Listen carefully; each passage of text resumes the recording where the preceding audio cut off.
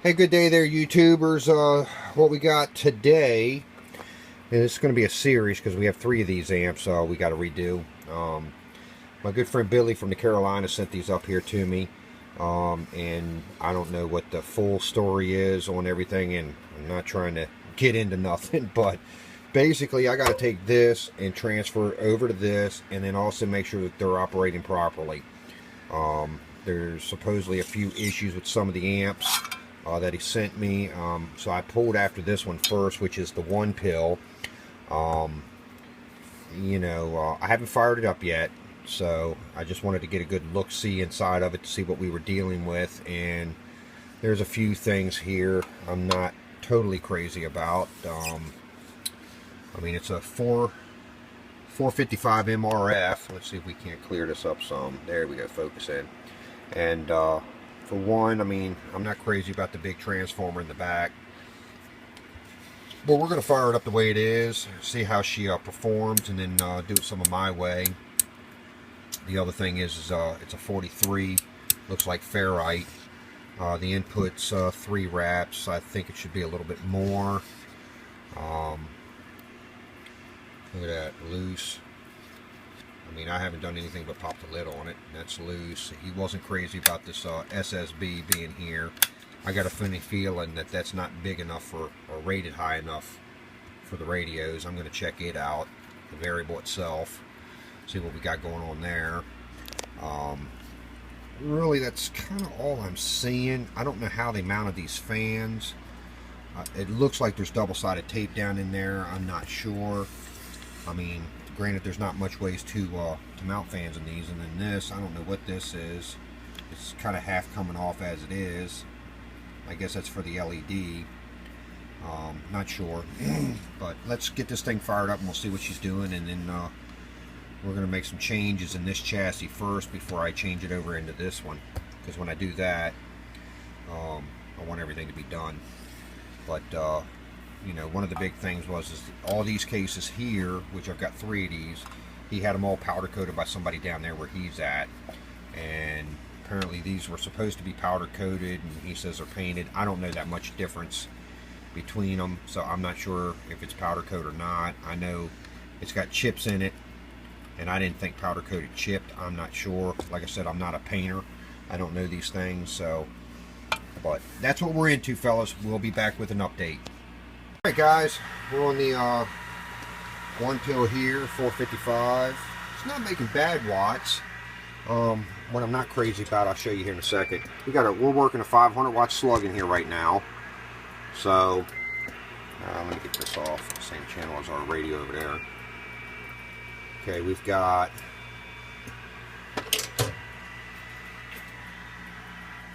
the radio off. What's the feedback? We've got about a 30 watt dead key. Oh yeah. So we're watching the middle scale there. It looks about 70 RMS. Oh yeah. But it's about 75 peak. So that's not jiving too well with me. And then the other thing I'm not crazy about is, here's the reflect. 5 watt slug back at the radio. Oh yeah. About 1 3/4 watts of reflect coming back. That's not good. We will be back with an update. Hey guys, I'm on the verge of getting ready to tear this thing apart, and I see something that's kind of humorous, I think. What I'm looking at here is, I'll get my little pointer here. See this ferrite bead? It's got the 3 wraps on it. Okay, what's there for a purpose? That's why most of us put it in the amp, help with noise and stuff like that. But it's not going to serve no purpose when you've soldered this transformer straight to the hot bar. So to me, this is just more for looks than anything, because the transformer soldered right on the hot bar. So I don't know what somebody was trying to accomplish here, but yeah, that's not going to work with that ferrite bead just like that. That was just a waste of material if you were going to solder it right to the hot bar. I mean, on the comp boxes, I would just solder them to the hot bar, but when it comes to the boxes that you're going out to the general public, you usually don't want to do that with, because you're trying to eliminate any kind of noise that they may get. Alright, let me get into this thing and get her torn down. We'll be back with an update.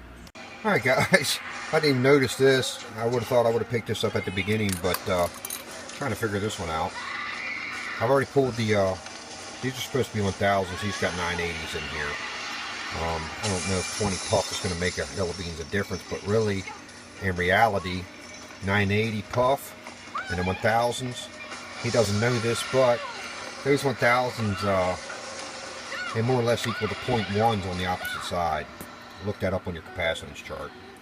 I'm not going to sit here and get into how to build amplifiers, but the other thing I thought was kind of funny is resistor going from here to ground. I don't know what he's doing there. Feedback resistor on a dead pill. You don't need that. So I got an honest opinion that this thing was built to be a 2-pill and then circuits were added to it. I don't know. Alright, we'll be back. Oh, here's another one. Look at this. They even put the mic in there. Look at that. What the hell was that for? You don't need that either. No wonder it's got reflect and everything else. Alright, we'll be back with an update.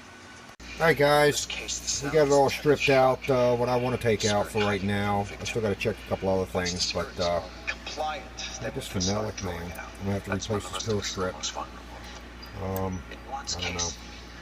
Don't know what to tell you there. Ain't looking good. I don't know why it lifted. So, but we'll be back with an update. Alright guys, back on Billy's little 1-pill 455 unit. And we got this thing rocking and rolling now, man. So let me show you what we got going on. I've moved the 500 out right now because I went to the 250 just for tuning purposes. When I was tuning the amps, I figured I'd just leave it in for the video.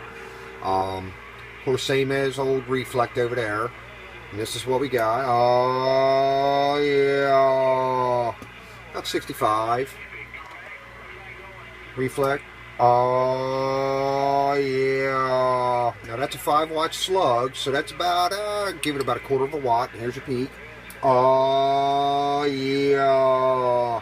And just remember, my peak meter's kind of tight. So, plus I mean, noise canceling mic going into its stock radio, but it's a lot better than it was. So with that being said, that's part 1.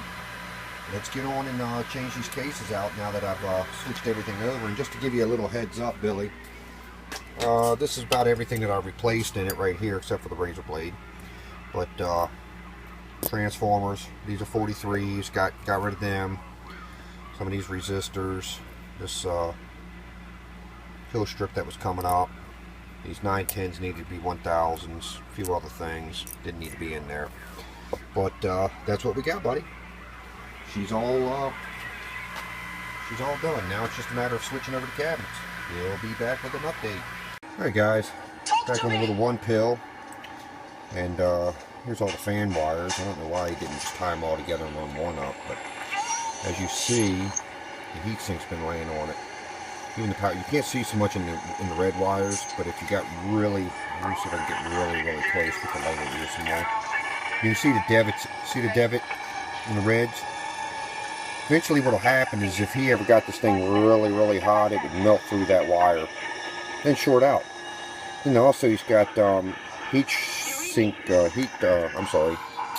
two-sided tape over here. I'd epoxy those in. The tape tends to not last forever, so I don't know. We'll be back with an update.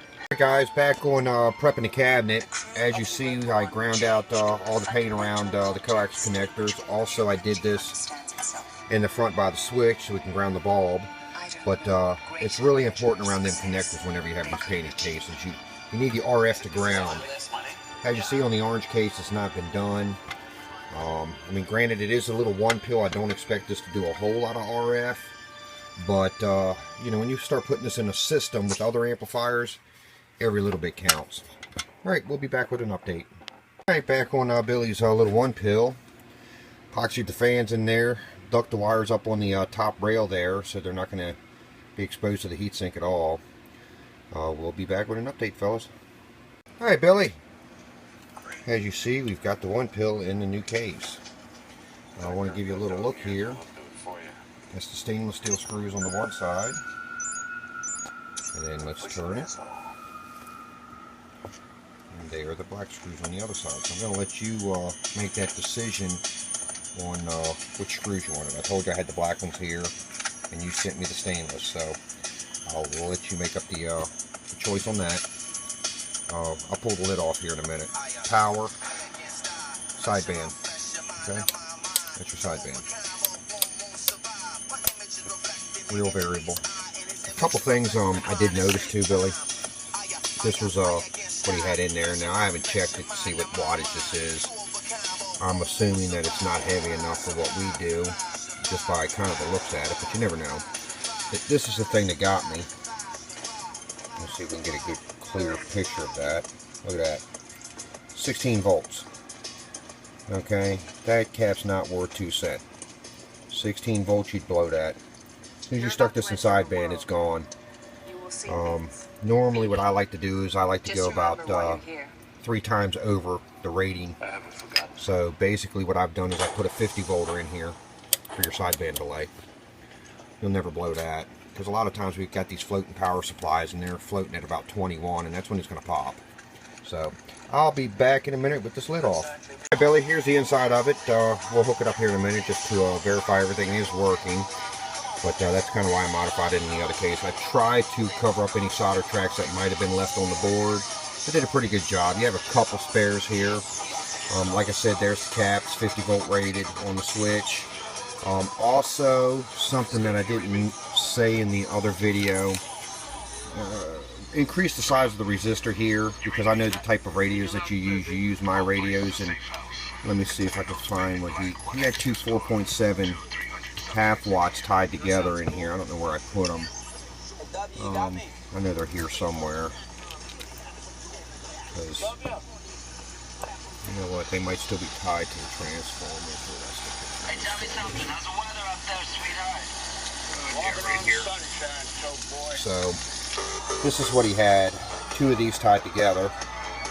And with those 2 tied together, 4.7s, it makes it basically like 2.5, something like that, almost 3. And that's just not enough ohms on the input. Hot radio, blow this thing up in a heartbeat. And these are underrated at that, even though they're probably half watts, 1 watt maybe.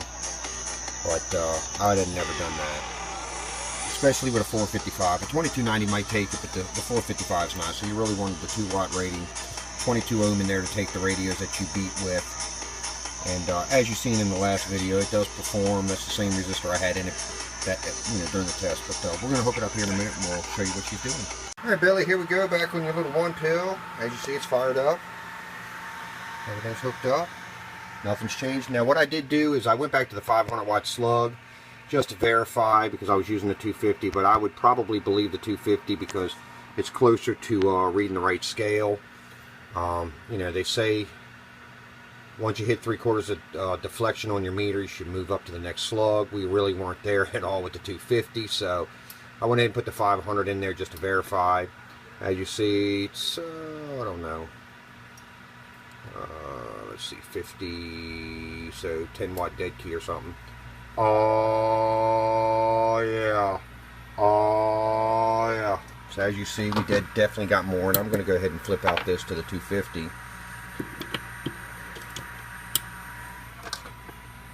250 watt slug. Oh